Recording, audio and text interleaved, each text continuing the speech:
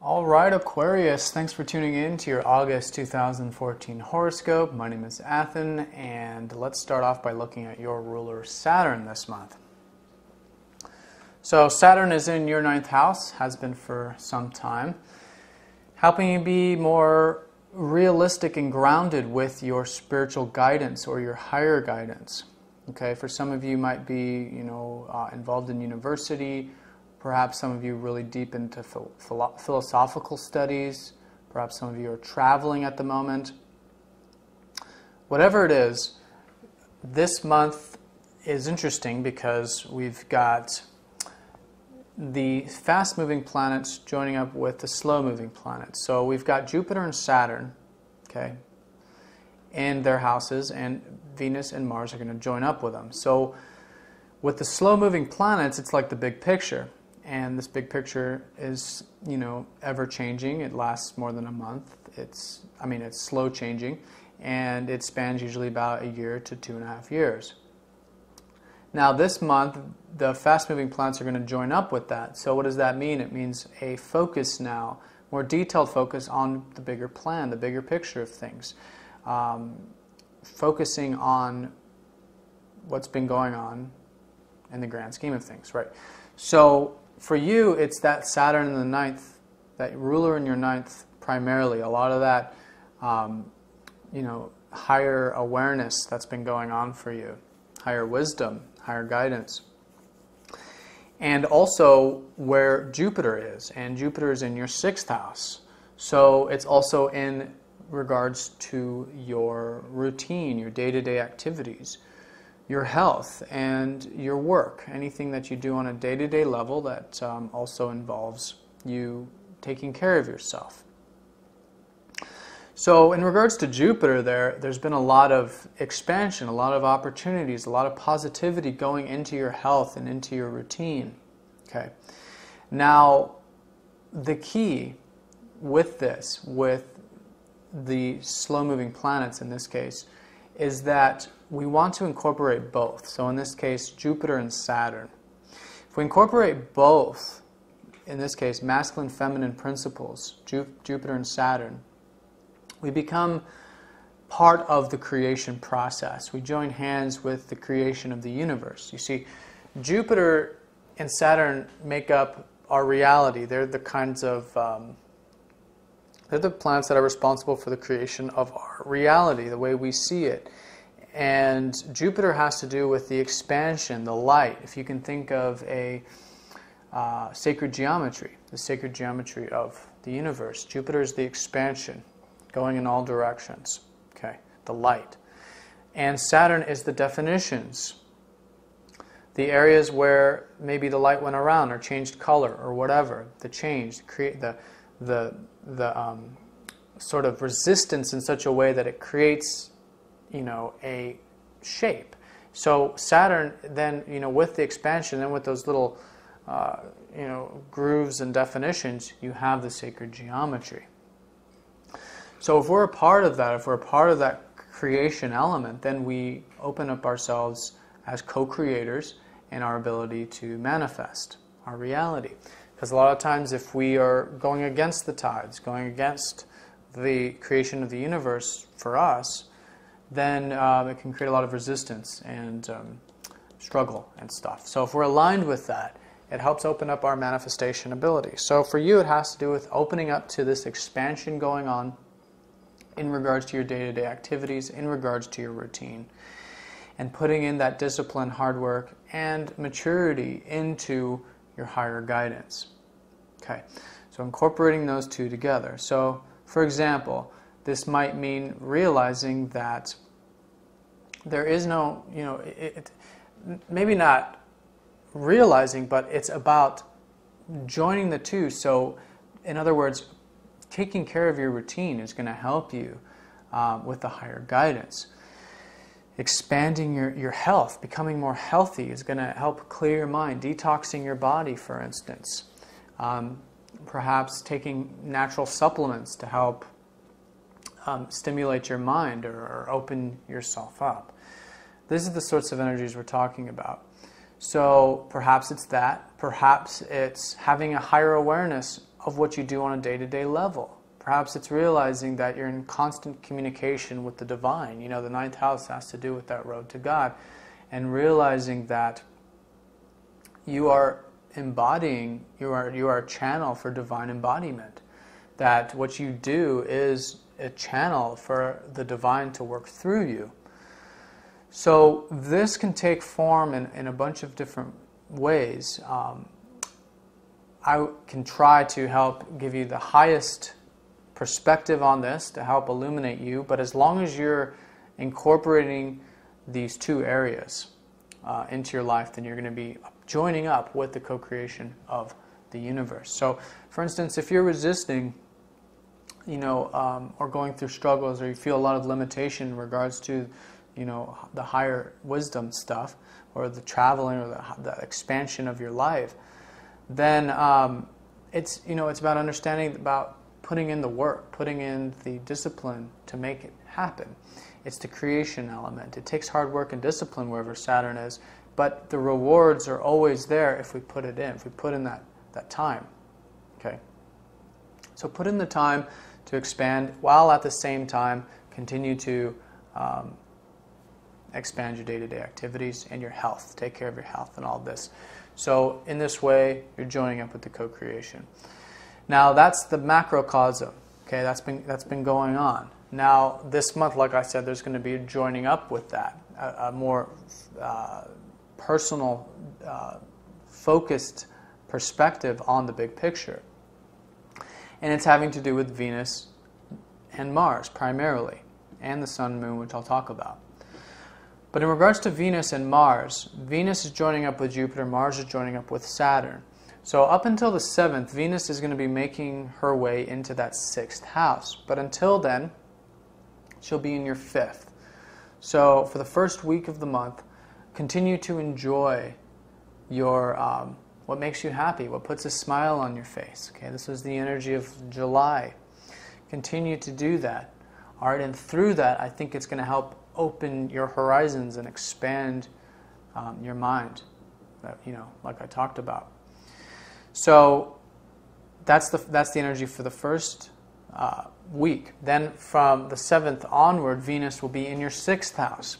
So enjoying your day-to-day activities, enjoying taking care of your health and your routine is going to help expand that area and again help you channel that into your higher studies or higher channeling or higher wisdom or reconnecting your relationship with the divine. Okay?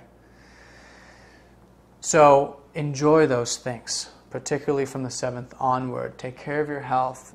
I think understanding that, having a good routine and having a sort of time schedule really in regards to your day is helping you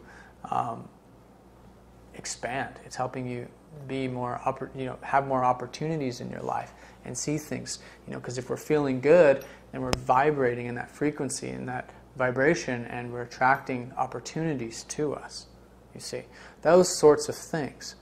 Now, in regards to Mars, Mars is going to be in that 9th house of spiritual studies, higher guidance, all month. Okay, he's staying in the same house all month.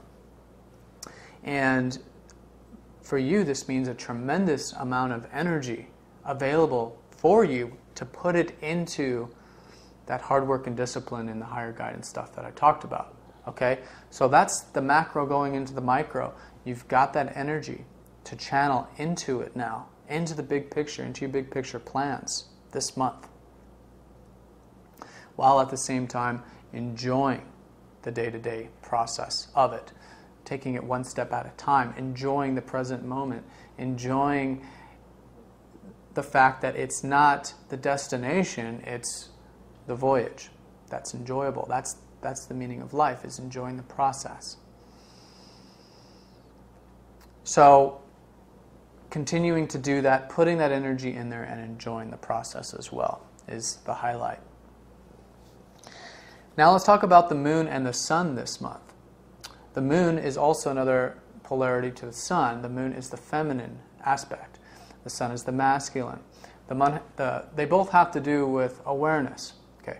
But the moon has to do with the inner awareness, okay? The feelings. Feelings are our inner awareness.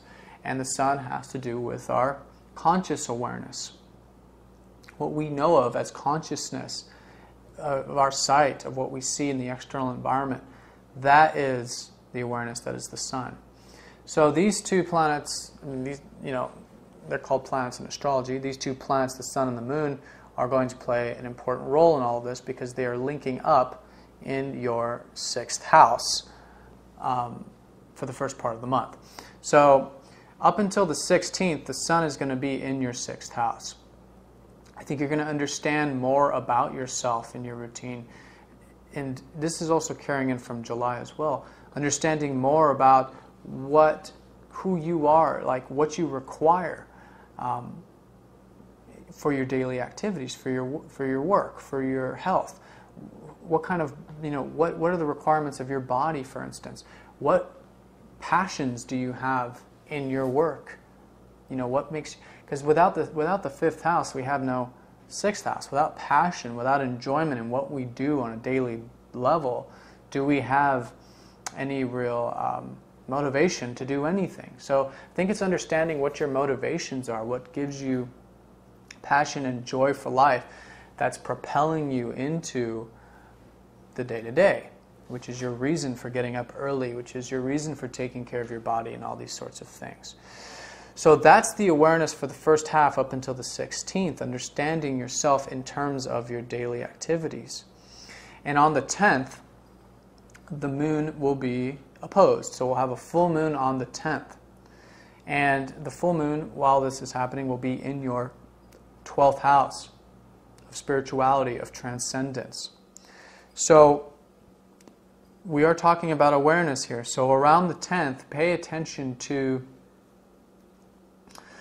any guidance that you get in terms of how we are messengers. We are here to embody a divine frequency, okay? We are divine beings, in other words, but we're here having a physical experience, okay?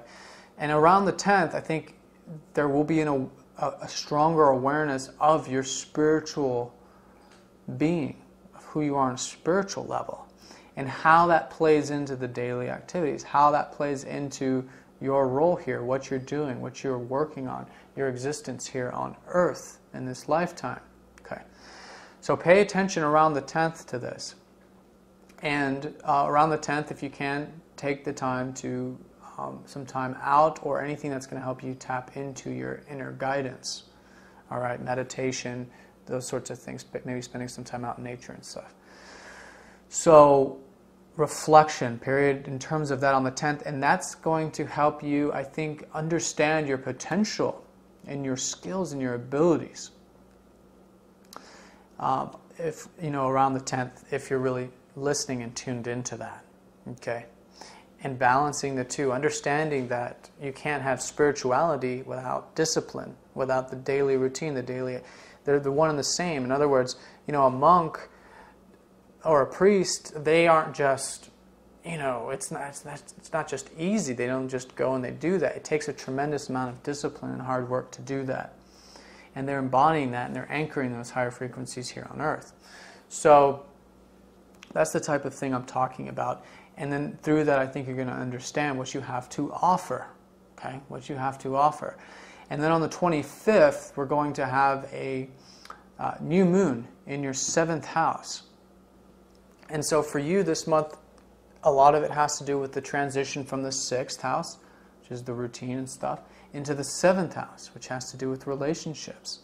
Okay, so mid-month, second half of the month, it's really about understanding what you have to offer, okay, and what a wonderful, amazing person you are, and how much skill and abilities that you have, not just in terms of your work, but in terms of what you provide. okay? Your refinement as a person. And then I think that's going to open up a lot of doors for you in terms of relationships, because it's not until we understand our refined nature, what we're about, who we are, can we have meaningful relationships with others, okay? So I think there will be that shift, and I think through understanding more about yourself and your spiritual nature is then going to say, you know what, I want to share this. I want to spend more time with those that are close to me, and perhaps make some new relationships with those that are more in line with what I'm about. So around the 25th, there might be some new beginnings if you're open to that. So, and if you're doing the work to really manifest this new you that's transforming, this new spiritual you, this channeled you. Okay. Then on the 25th, around then really just opening up to others and sharing yourself with others, and creating balance and harmony within yourself as well will help unlock a lot of really beautiful relationships, existing and perhaps new relationships this month for you towards the end of the month, and this will propel you into September as well. All right, Aquarius, so that concludes your August horoscope. If you have any questions, please let me know. Right now I'm offering 50% off my personal readings, so if you'd like a more in-depth personal look at your specific chart, please get in touch. I'll put a link down in the About section. And as always, thanks for watching and have a good month.